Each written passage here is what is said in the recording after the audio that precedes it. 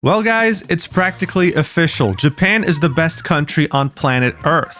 Not only is it back to its pre-pandemic touristic numbers, but it's beating every single record it held beforehand. But unfortunately, when you have so many apples going through the Japanese system, a bunch of rotten apples will inevitably show up. In the case of nuisance influencers in Japan specifically, most people will think of the example of Johnny Somali, an American live streamer who went there, completely disrespected Japanese culture, and was even racist and obnoxious towards its citizens. But if you've been on the internet for long enough, then you know for a fact that this isn't the first time Japan has had to endure something like this. I just can't seem to remember who did it first though. I need a clip to refresh my memory or something. I think there's someone hanging right there. Okay, all right. I think that definitely rings a bell. Yep, thank you so much. Look, the idea of lunatic YouTubers that would do anything just to get some views on their channel isn't new. It's been around for a very long time, but recently it's been more and more prevalent. But what does that really mean for the average person? For most people, these influencers are nothing more than distant clowns. Their actions, while ridiculously stupid, will never really directly have an effect on their lives. But, worryingly enough, that could be changing sooner rather than later. As more time passes, YouTubers are expressing a bigger interest in running for political office. Like how at some point, Mr. Beast said, if we lower the age to run for president, I'll jump in the race. Receiving, of course, a worrying amount of support, but these people probably thought he was joking. Well, he was not. He doubled down on a podcast saying, no, don't worry, I am running for president, but probably when I'm older in my 50s or 60s. Now look, sorry to burst your bubble. I know you're very excited to watch $1 missile versus $1 million missile on Middle Eastern children, but this isn't the first time that a celebrity has toyed with the idea of becoming a politician. The reality is though that while it does sound good on paper, it ends up being very disappointing. But that doesn't mean that you should celebrate just yet. What if I told you that there was a lunatic YouTuber who flew all the way to Japan just to commit crimes in order to film a video? The same YouTuber who showed the world that he lacked complete self-awareness by making a video thumbnail like this one with the title of I spent 100 hours in the world's poorest country. So what if I told you that this YouTuber not only became a politician, but holds such a high office that he can vote on laws that influence over 450 million people? You'd probably think that I'm absolutely crazy, that I lost my mind. Well, I really do wish that I was joking. Because this YouTuber, ever since the summer of 2024, has been a European Union Parliament member. Now you'd think, okay, fine, I guess he cleaned up his act if he's going to become a politician. Well, no, he's causing drama within the European Parliament, going as far as to go up against the vice president of the parliament in TikTok drama, okay? They're literally out here calling each other out back and forth on Twitter videos. It's absolutely wild, but I also have a feeling that it won't be the last time that we'll see a lunatic YouTuber make it to politics. This is why we have to talk about it. Let's do this. So, Fidias Panayiotou is a YouTuber that hails from the little country of Cyprus. His YouTube channel currently sits at over 2.7 million subscribers, and what he did to reach this milestone was actually fairly straightforward. From the beginning, it was very clear who his inspirations on YouTube were. His video pacing, as well as his ideas, were heavily inspired by YouTubers like Mr. Beast. This can be seen in this video, for example, titled I Said Mr. Beast 1 million times. Very similar to one of Mr. Beast's early viral videos titled Saying PewDiePie 100,000 times. But as time went by, Fidias started to realize that Mr. Beast wasn't going to be his ticket to fame. That's when he set his sights on someone else for his ultimate inspiration, Airrack. A YouTuber that had gained prominence by trespassing into multiple locations while stalking Logan Paul. He had successfully done so multiple times and was able to build a name for himself. Now sitting at over 15.6 million subscribers. Fidias saw this and decided that he would do the exact same thing to Airrack. This is when he would make the video, This Is How I Met Airrack, back in the beginning of 2021, where he would fly out from Cyprus all the way to Los Angeles just to meet Airrack in order to give him a gift. This video feels like a reenactment of a true crime documentary. Like, think about it. A dude obsessed so much with a celebrity that he's willing to travel through continents and do everything in their power to meet with them. There's been restraining orders issued for less than that. Okay, this is crazy. His plan was to get his community to spam the ever-living shit out of Eric and his team in order for him to meet him. And by using the power of TikTok's algorithm, he actually managed to do it. Will not stop until I give this box to Eric. So the message had reached Eric, he found it funny, and he actually ended up meeting with him. He was initially kind of scared, and I mean, why wouldn't he? He's literally meeting a stalker, but things carried on pretty positively. He ended up opening the mystery box, and the video performed very well. But here's the thing. It really doesn't take a genius to understand that Fidias had a lot of potential. The guy was a lunatic and would do anything for views. So Eric had the brilliant idea of keeping him around. You would start to see Fidias appearing in Eric's videos, but you would also see Eric appearing in Fidias's videos, like Eric controls my life for 24 hours straight. This gave Fidias exactly what he wanted. It legitimized him and his channel, allowing him to not only be present in Los Angeles, but also get to meet some of the top YouTubers in the space. These connections allowed him to create his magnum opus, his most viewed YouTube video of all time, titled "I Hugged the World's Top 100 Celebrities." It was evident that Fidias' influence had grown exponentially since the first person he was hugging in this video was Mr. Beast himself, his first ever inspiration. He then went on to hug other celebrities. Oh my god, this aged so badly. This aged so badly. Oh my god. Anyway, most of the people in this video were his friends in some capacity. His main goal was the 100th person, which was going to be Elon Musk. Now, yeah, sure, Elon's mother, May Musk, might have complained that she was getting harassed on all platforms because of Fidias' community, with so many of them begging her to ask Elon to hug him. And I guess Fidias did camp out for 46 days outside the Twitter headquarters hoping to catch Elon leaving to hug him. But look, what matters in the end is that he did it, guys. Elon actually invited him over and hugged him, and not because he was scared of probably getting murdered if he said no.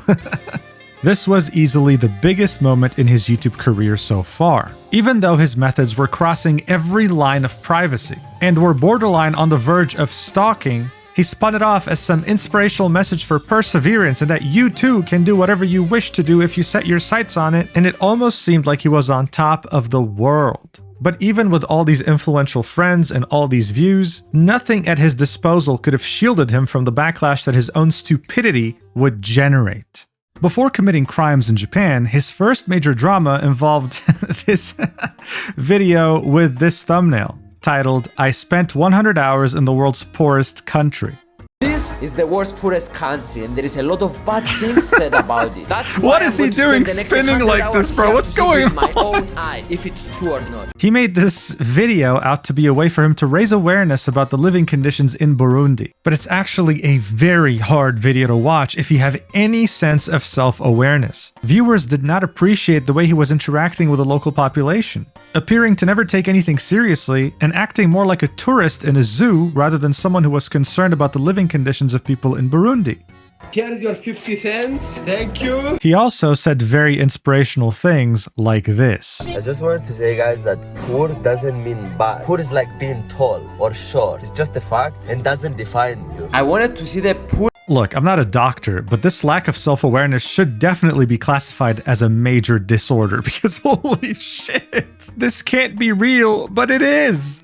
Anyway, based on the dislike ratio, I'm sure you can tell it wasn't a very popular video and many YouTubers criticized him. One could say that it was his first major controversy of this level. Usually, when a creator is faced with this many dislikes and so much criticism, they take a step back. Maybe they apologize, maybe they start making content with a different point of view. But seeing that we're dealing with someone who lacks all sense of self-awareness, it only had the opposite effect, and it's what led up to more crazy, stupid content. The next step in Fidias' evolution was committing crimes in foreign countries, starting with the UK. This all happened in a now deleted video titled, "I traveled across the entire UK for free." His goal was to go from Brighton all the way to the north of the UK for free.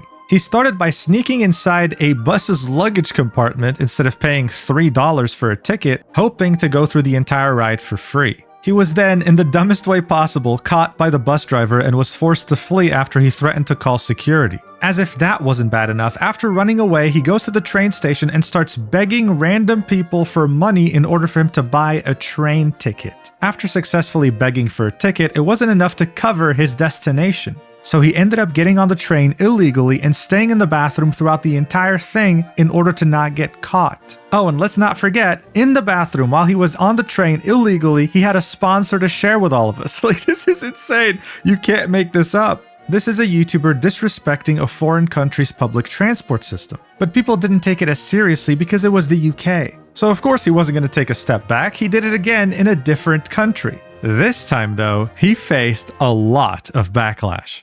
What really started the first big wave of international controversy was him traveling to India, more specifically Bengaluru, where for an Instagram reel, he showed himself getting on a metro for free by not paying, in the most obnoxious way imaginable. Watch. I will teach you how to get the metro in India for free. Do you think I will get it for free or no? I don't think so. I will try to prove him wrong. Let's hope for the best. La la la la la la la. This video was massively disliked, especially by Indians, with many of them arguing that if they were to do something like this in a foreign country, they would get crucified. You gotta wonder if Fidias would be okay with me going to Cyprus and dodging every bill if it was for a video. But this backlash barely did anything to him. He didn't apologize and he did not stop. In fact, he brought it to the next level, as he always did. I mean, of course he did. This time, he decided to do the same thing he did in India and the UK, but in Japan, taking it a step further, barely a month after Johnny Somali had gotten in trouble in that country. Now again, this video was taken down and we'll get to why later, but for the time being, the original title of the video was I Traveled Across Japan for Free, and this is a re-upload. Fidias and a bunch of other foreign YouTubers wanted to travel the entirety of Japan, but for free without paying for anything. The video starts off with massive secondhand embarrassment with him begging for money from a local. Yes, and the worst part is we're only getting started. He then got on a bus hoping to use the money there, and in Japan you pay when you leave the bus. However, when he was about to leave, the bus driver told him that it was 680 yen. He only had 600. He was 80 yen short and tried to act stupid so he can leave the bus, but the bus driver wouldn't let him. Fidias kept acting purposefully stupid, saying, I don't understand what this guy's saying. I mean, obviously he's speaking in Japanese. And so the bus driver ended up calling the police on him, and Fidias was escorted to the police station. According to Fidias, though, the biggest tragedy wasn't him being almost detained in a foreign country, it was this. They interrogated me and they took my phone away, so I couldn't film anything. Come on, guys, why are Japanese people so against content? I'm trying to make a living here. Like, come on. Now, for some reason, the police decided to let him go, probably thinking it's some dumb foreigner that just didn't know how to pay for the bus. And so what was the first thing he decided to do? Maybe reflect, take a step back on how he could have been detained at any second there? No, it was to commit another crime.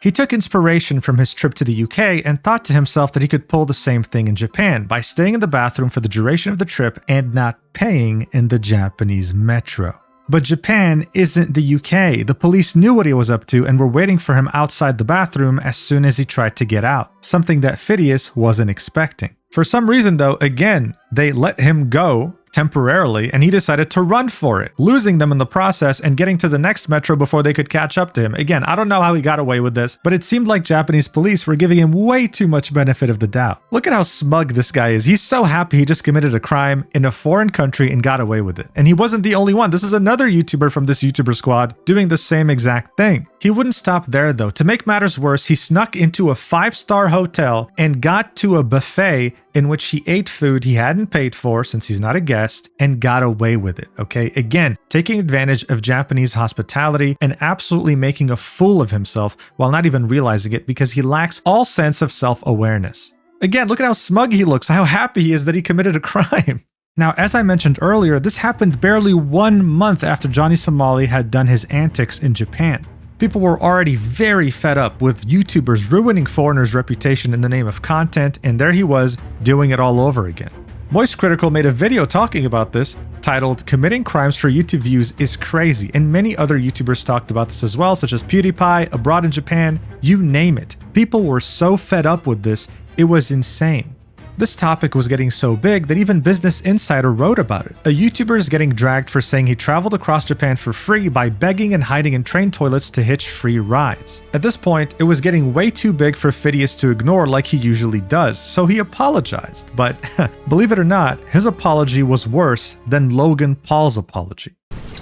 I've made a severe and continuous lapse in my judgment. Instead of it being an apology video or anything that people can actually see, he just decided to comment this on the video itself, saying, "Hello, beautiful people. I apologize to the Japanese people if we made them feel bad. That was not our goal. From now on, I am going to make more research to the cultures we go to and try to prevent this from happening again. I love you all." Well, Fidias, I'm sure the 5 people who liked this comment genuinely understand your remorse because truly, this is probably the first time I see someone with a controversy this big apologize with such a badly written comment. Google Translate from Greek to English would have written something better than this, okay? This is not even an exaggeration. The apology was so bad that it added even more fuel to the fire, and YouTube actually issued a warning to Fidias and removed 5 of his videos that were too controversial, including the Japanese one and the one in the UK in which he sat in the luggage compartment of a bus. Japan then proceeded to investigate his train fare dodging, but it was a bit too late since he had already left the country. Look, over time, this novelty of this lunatic that was copying Mr. Beast's style was wearing off. His views that were once in the millions would gradually start to disappear, and his upload schedule would gradually become worse and worse. The Japan video and his complete lack of self-awareness in his other videos contributed to absolutely destroying his reputation. People just did not like him as much as they used to anymore. Not to mention that the people who helped legitimize him also cut contact with him after his many controversies. Things were looking very bad for Fidias. This is where he would turn his attention to his next endeavor. And it's something that no one could have ever seen coming.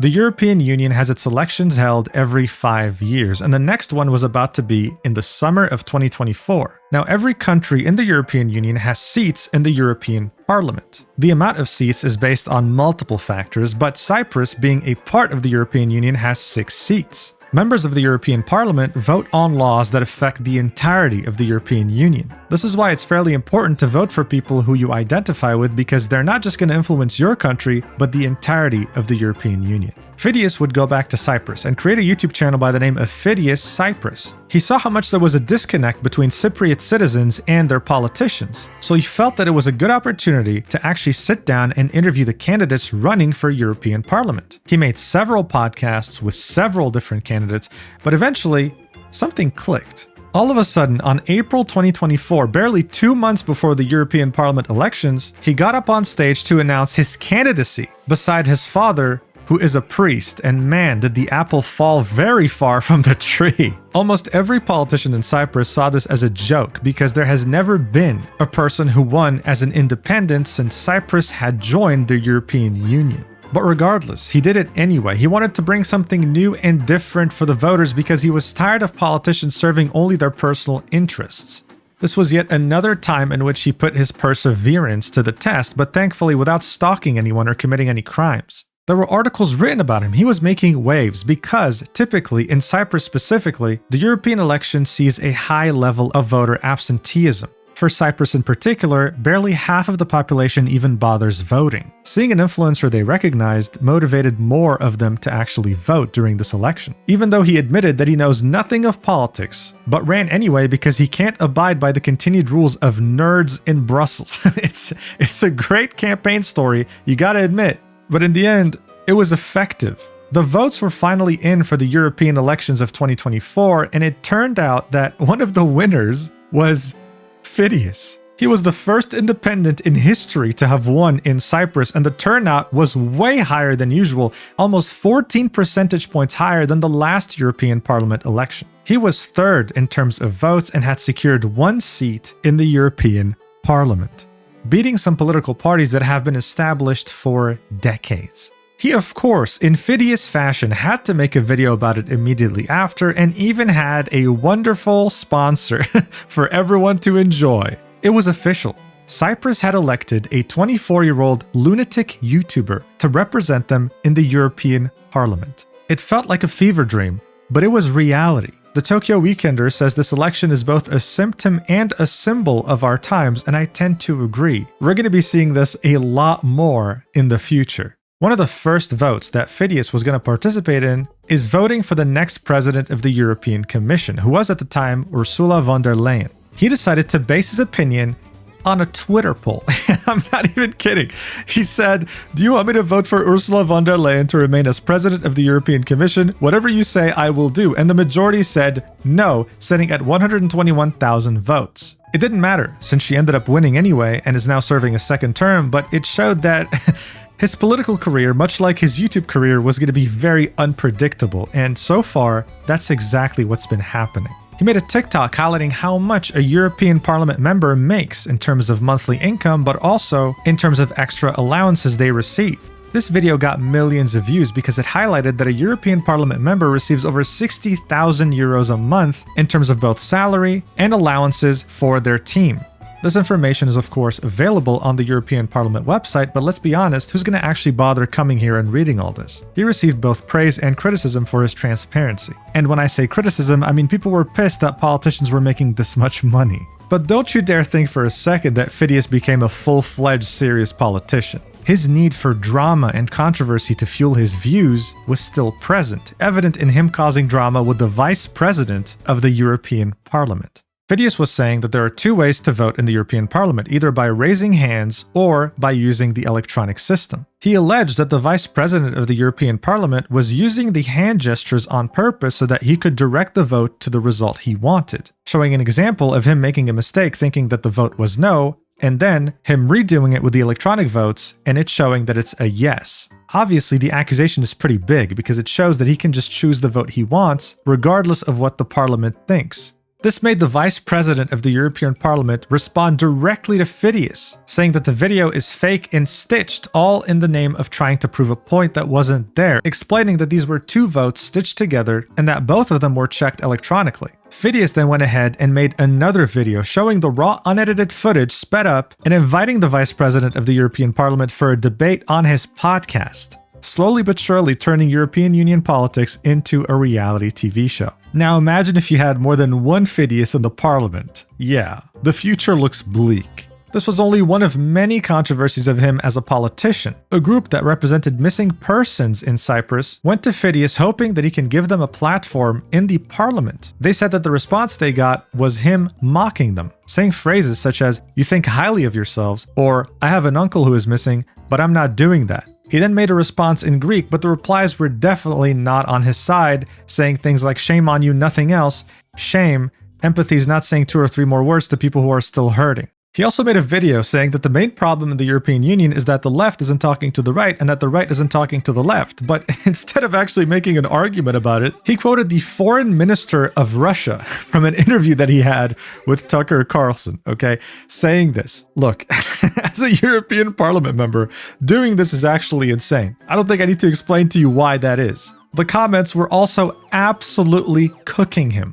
It was yet another attempt at getting praised, but due to his lack of self-awareness, he only got cooked for it. Where does that leave us today? Well, Fidias wants to create his own party in the European Parliament. Yep, that's right. Jake Paul had Team 10. Mr. Beast has his own team, and Fidias wants to make his own team, but this time while controlling the lives of over 450 million people in the European Union. Whether that happens or not remains to be seen. For now, though, all we know is that he'll be a parliament member for the next 5 years. And I do wonder if by 2029, other YouTubers will get inspired by him and also run for the European elections. I sure as hell really hope that's not the case. Idiot YouTubers need to stay idiot YouTubers. Getting into politics and actually affecting lives of millions of people was never part of the plan, guys.